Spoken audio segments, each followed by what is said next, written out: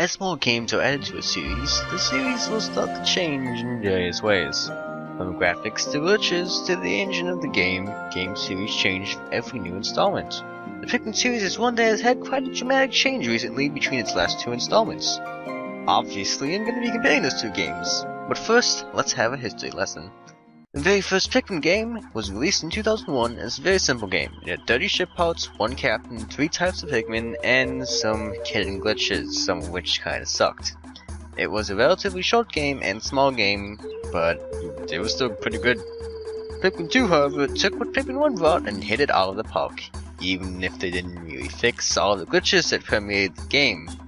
It was released 3 years later in 2004. Pikmin 2 recycled the engine, various assets including locations, and control scheme, where with all these reused materials, we got 14 semi-randomly generated caves, 2 new Pikmin types, a new captain, 41 new enemies, and a whopping 201 treasures. Along with this, we got Piklopedia describing enemies and informing us about them, and description for every single treasure in the game with a sales pitch to boot. All in all, this reuse of assets allowed Nintendo to dramatically increase the size of the game, even if it didn't fix some of the glitches of the game. With multiple years of inactivity, Pikmin 3 was finally released in 2013, 9 years after the release of Pikmin 2. This game completely took out the caves from the game, and any cave-exclusive content, such as the purple and white Pikmin and various enemies, were completely cut from the game's story mode. Instead, the game was more focused on polishing the series. The narrative was more important for this game, along with the environmental detail, texture quality, and overall efficiency. Now that you know how it went down, let's hop straight into the comparison. The very first thing you're going to notice about these two games is the difference in graphic quality. At least you would if I had an HD capture card, but I don't. So here are some trailers. The graphics of Pikmin 3 look phenomenal compared to the ones in Pikmin 2, as you can see in these trailers. One thing that you don't need HD quality to see, however, is the texture quality. Even in the official art for these games, you can see the dramatic increase in texture quality for Pikmin 3 compared to Pikmin 2. From the more natural texture of the bulbs to the more pronounced and realistic texture of the boring snaglet, scales, and feathers, all the textures are super detailed and just amazing to look at, even without an HD TV. On top of this, the environmental detail in Pikmin 3 is also amazing. Pikmin 3 looks super natural and realistic, like you're playing through a forest that actually exists. When looking at Pikmin 2 compared to 3, you start to notice just how empty, flat, and bland it really is. But don't worry, we're done with graphics now. But I'm gonna have to head into a more opinionated section that's a little bit harder to outright say which one is better. Going to simply say that Pikmin 2 is a larger number of memorable pieces of music with a focus on strong melodies compared to Pikmin 3, which has a stronger focus on ambient music that sticks your focus to the feel of the environment more so than the music. Now I know that made no sense and I purposely said it faster in order to confuse you, but let me explain. Quick disclaimer, just beforehand, because it's kinda necessary. While I do know a little about the science of music, I'm not a musical master, nor do I create music, so please take everything I say with a grain of salt. I don't exactly know what I'm saying here, I'm just assuming that I know what I'm saying here. A memorable song is dictated by a strong and pronounced melody, the main musical line of a song, which allows the listener to keep hold of that specific line and sing it to themselves later. In pop music, it's the lyrics. It's whatever you hum to yourself when you think of the song. Take this part of The Awakening Wood for instance.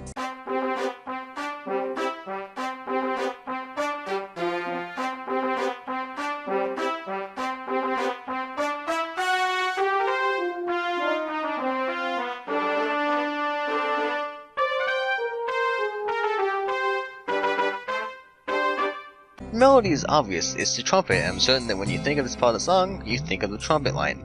This is an example of a strong, memorable melody. Now, let's compare this to the Garden of Hope.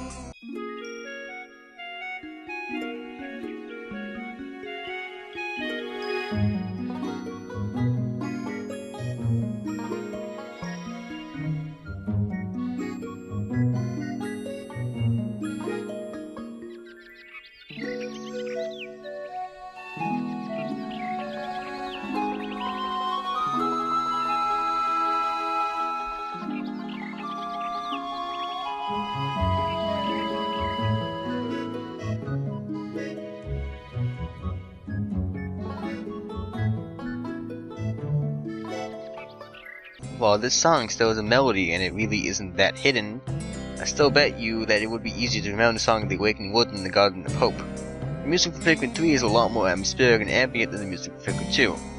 Now, let me get this straight. I'm in no way saying that one is better than the other, This is just something I noticed in the music, and it is fairly obvious that this was a choice by the developers, as most of the OST for Pikmin 3 that doesn't actually have to do with the story mode does have extremely strong melodies. It's just that the actual in-game songs are more atmospheric.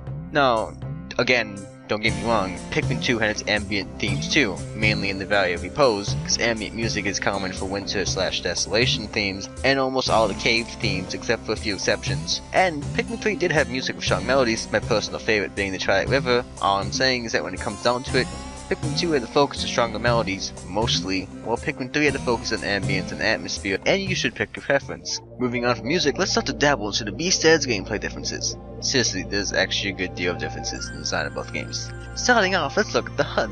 While they are fairly similar, Pikmin 3's HUD just looks cleaner. The screen is less cluttered and looks overall smoother and more aerodynamic, if that makes sense. Now, the thing I really need to talk about is the cursor. The cursor actually has two iterations for Pikmin 2, depending on which version you're playing, and the Pikmin 3 version. Now, let's go and look at all three. The GameCube version of Pikmin 2 has a cursor that stays locked to your character. While it can be moved closer to you, generally the cursor will stay a set distance away for you when you throw your Pikmin. This is personally my least favorite iteration of the cursor. Next up is the cursor from Pikmin 3. I'm going in order of opinion. This cursor, aside from just looking better, now is unlocked from the player, meaning it can travel freely around the wild, allowing you to whistle wherever you desire. Now, the one problem with it is that it doesn't become immediately apparent how far you will throw your Pikmin. To see this, you must hold a Pikmin, then it will change the line and out control where your Pikmin will go. This annoys me a little bit, as I wish it was readily apparent where your Pikmin will go when you throw them, as not on the shoot. Though this is slightly solved by the lock-on feature. Oh, also I forgot to mention Pikmin 3 is a lock-on feature. Probably won't mention it anywhere else, so here it is. The lock-on feature is useful, efficient, and makes battling enemies less clunky as your camera won't randomly go off them. I like it, it's a good addition. Keep it. Also, the aforementioned problem can be solved by always holding a Pikmin, which is a good habit to have, but I wish it was just natural for the player to see where your Pikmin will go. This is where the cursor from the Wii version of Pikmin 2 comes into play. This cursor is actually two cursors, one for where you're pointing, which is where you're going to whistle, and one for where you will throw your Pikmin. To me, this is the perfect cursor, as it allows you to gauge where you will throw your Pikmin without having to play with the cursor at all. It's simple and convenient. Man, that was pretty drawn out. Let's get some simple facts out of the way before I head to other topics that need to be explained. So Pikmin 3 is more cinematic and story-based. Each area has a single goal you must get to at some point, with fruit acting as your ability to survive and as mini-goals, whereas Pikmin 2 had only the goal of collecting random items for money. Pikmin 2 is overall a big game. The 14 grottos with 4 overworlds leads to a total of 201 treasures, while the 4 non-final area overworlds of Pikmin 3 offers 66 fruit. Pikmin 2 has more enemy variety, with a total of 64 enemies, while Pikmin 3 has 52 enemies. Fun fact, Pikmin 2 introduced 41 enemies, while Pikmin 3 introduced only 19 enemies. Next up, the bosses of Pikmin 3 are more cinematic, and arguably better. While not some presiding force that can dictate everyone's opinions, I personally believe that the bosses of Pikmin 3 are better than the bosses of Pikmin 2 overall.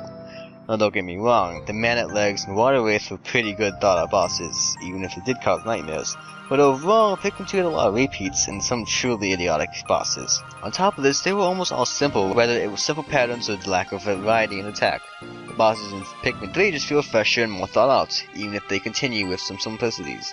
The cinematic feel of the bosses gives them that sense of awe and freshness that Pikmin 2 lacked, even if the bosses are slightly easier in some cases. It really is all about presentation, and the Venomoth Frostbat is one great example of this presentation. In actuality, you are walking randomly around a room looking for 3 points to do something before you can kill the boss. But the atmosphere and tone of the fight just makes it so much more amazing than it actually really is. Really, the bosses of Pikmin 3 just make almost all the bosses of Pikmin 2 feel like mini-bosses, as they have the level of depth that the mini-bosses of Pikmin 3 have. Although Pikmin 2 also has more bosses, so there's more variety? Oh, also the bosses are show-offs because they do things to say, look at how cool the Wii U is! Like have a spider walk around a terrain, which used to crash the game. Graphics goes into this idea of showing off. Time for a random tangent. The treasures of Pikmin 2 are more interesting purely because of their amount. Pikmin 3 only has 30 types of treasures, the number of 66 I said earlier only exists because of repeats. The 201 treasures in Pikmin 2 meant that you were collecting usually felt original, and if you were interested enough, you could read about it in the treasure hoard and see its sales pitch. Now don't get me wrong, I'm not disappointed with the writing in Pikmin 3, I'm just disappointed with the sheer lack of descriptions due to there only being 30 types of fruit in the game, when I'm sure they could have just put in some random exotic fruit to increase the amount of fruit in it. On top of this, they took out the Piccolopedia! I don't understand why! The Piccolopedia was amazing! You could read about all the enemies you fought, learn about their natural actions or habitat, and get a hit from finding them! Now I just got replaced by notes that only give you hints on how to fight them. I mean, how would we know that the true red bubbles are actually crop dogs and protecting the red bubbles in order to get food and protection? Without a Picklepedia, we wouldn't know that. I was so disappointed he took that out. I want to know why the bearded Ampharet looks like a dog.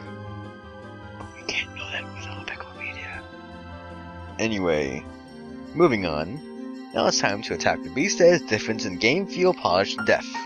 Yay. The very first thing, which comes pretty obviously, is a difference in the number of captains. Pikmin 2 has 2 captains, while Pikmin 3 has 3 captains. But there's actually a bigger difference than that when it comes to controlling your captains. First off, Pikmin 3 is more efficient when it comes to your captain control. You can use the map to send captains anywhere on the map compared to Pikmin 2, where you can only get manual control over your captain, which makes their usage much more situational, such as puzzles specifically designed for 2 captains. On top of that, Pikmin 3 fixed one thing that's super annoying to both Pikmin 2 newbies and pros. Throw the Pikmin type selected, not the Pikmin right behind you. While this does lead to some warping done by your Pikmin, it is well worth it to throw only the color you want and not the color you want and then whatever color happens to be behind it.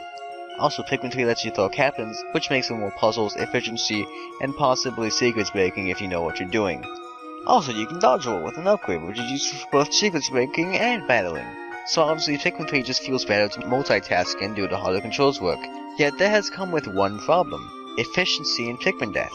You see, since you can send your captains wherever you want, you can just leave one captain back at base while exploring your territory, sending back all the carcasses you have, and then when you start to run low on Pikmin, just have that captain bring your Pikmin to you while switching one of your other captains for him. This leads to a surplus of Pikmin, which means killing your Pikmin will lead to eventually actually going faster, or you just disregard the lives of your Pikmin altogether. And while you may argue that people would do that anyway, one question that pervaded Pikmin 1, which is similar to this game in its time limit and only overlords, was, is it worth it to carry back this carcass when it might not leave you with enough Pikmin to grab a ship part today? Well, your first playthrough anyway. But I still feel that it was that intensity of choice and consequence that attached me to the series. But then again, everyone is different. I'm just saying, that's what I like. So, the more relaxed game might appeal to you. Oh, also the time limit in Pikmin 3 only affects you for the first 2 days and after a certain story event, because after that you have way too much juice left over. So the time limit isn't really a problem. Pikmin 2, insert proper transition phrase here, contains no time limit in the slightest outside the length of days, but you have infinite days. Good for people with time limits stress you out no matter what. Oh, and yeah, Pikmin 1 is the only game in the series with a time limit that matters. Now, when it comes to the issue of Pikmin death, Pikmin 2 actually solves this problem when it seems like an infinite time limit would seem to only make it more of a problem. It does this with the cave system. The cave system is essentially you enter a cave with up to 100 Pikmin, when if you leave at any point that isn't designated as an exit point, you lose all the treasures you collected. You can only obtain more Pikmin in very specific areas of each cave where you will always get a specific number of Pikmin, and there's a boss at the end of each cave. This is how the game solves the issue of Pikmin death. Sure, on the overworld it doesn't matter when Pikmin dies, you can just make a ton of them, but when you enter the caves, any death matters as you most likely won't be getting that Pikmin back. Of course, this all goes away once you start save scumming, but only cowards do that, so don't do that. It makes the game better, worse. This also applies to the Pikmin in Pikmin 2. The white and purple Pikmin are only found in specific amounts on the ground, which makes getting large numbers of these Pikmin hard, thus the death becomes much more of a tragedy than the death of normal Pikmin. Yay, Pikminism! You know, like racism, except for Pikmin. Pikmin 3 has all Pikmin harvestable, making growing large numbers of any Pikmin type easy. And the last thing to talk about here is enemies, which we already kinda talked about, but that was different. It fits better here, so whatever. Pikmin 2 was deadly, and I mean that.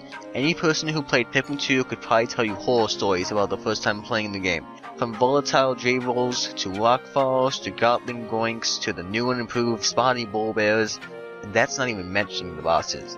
Compared to the enemies in Pikmin 2, a good deal of enemies in Pikmin 3 can be thought of as a joke, and yet, the Pikmin are also stronger in Pikmin 2.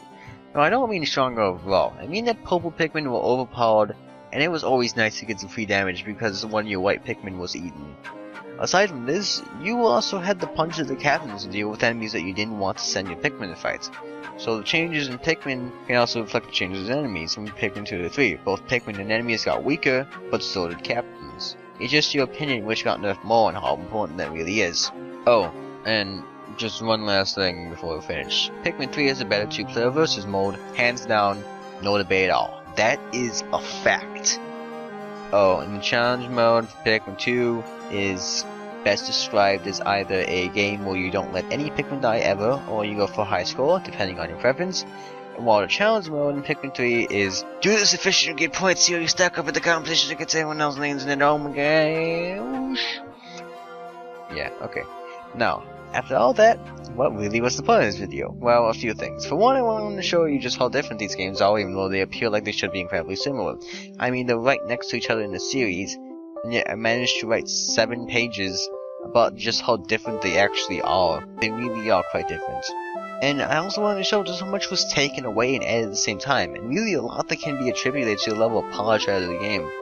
I also wanted to make it easier for people to pick a side when it comes to what they'll ultimately prefer.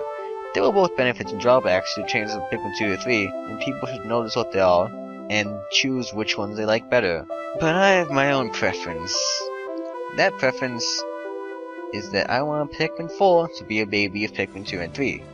So much was taken off from Pikmin 2 to 3 due to what had to be done polish-wise, but I want it back. I know it all comes down to opinion, but wouldn't a game that stole the polish of Pikmin 3 with more content be better? Now obviously there'll always be those who prefer one to the other, but personally I want Pikmin 4 to be like Pikmin 2. And we don't need an expansive premise either, just say something like the Copites were surviving fine with new fruit, but only 30 selections were enough for them, so the crew was sent back to PNF 404 to find exotic types of fruit with random fourth guy. That random fourth guy is necessary as the number of captains has always matched the number of games, so they should keep that going, or just start using subtitles a lot. I want a game with harder enemies and more challenge than Pikmin 3 offered. And don't bring up the challenge mode because Pikmin 3 had a challenge mode that I didn't enjoy because I preferred Pikmin 2's challenge mode. I just want a bigger, more challenging game that steals from Pikmin 3 so that the developers can have more time on the enemies and bosses. I also don't require underground areas, it just seems that they seem to be easier to make than full-blown overworlds, since, you know, underground is kinda simpler than exotic lands where every single plant has a purpose. Oh, for those of you who say fruits can't grow underground, you're obviously thinking in the wrong universe. For you see, in the Pikmin universe, fruit not only goes underground, but it survives inside of enemies. It survives in creatures who have eaten it. It survives literally anywhere it wants to. Oh, and also for some reason when you go underground, you can actually find grassy places where you can see the sky. Yeah, don't ask me. Oh, and for you reusing areas, just say the weather sphere changed dramatically while they were gone. Turn the tropics into a desert or overgrown forest. Turn the garden into a wasteland and just flood the place. Dry out the river or freeze it over. Melt the tundra or have a random volcano erupt that you just happened to not see before. Personally, this is my hope, as it will be similar for Nintendo. Not as easy, but simpler than making a ton of new assets compared to enemies in underground areas plus the changes to your landscape. And it'll keep the polish for the consumer while providing us with more content. How would that be a bad thing?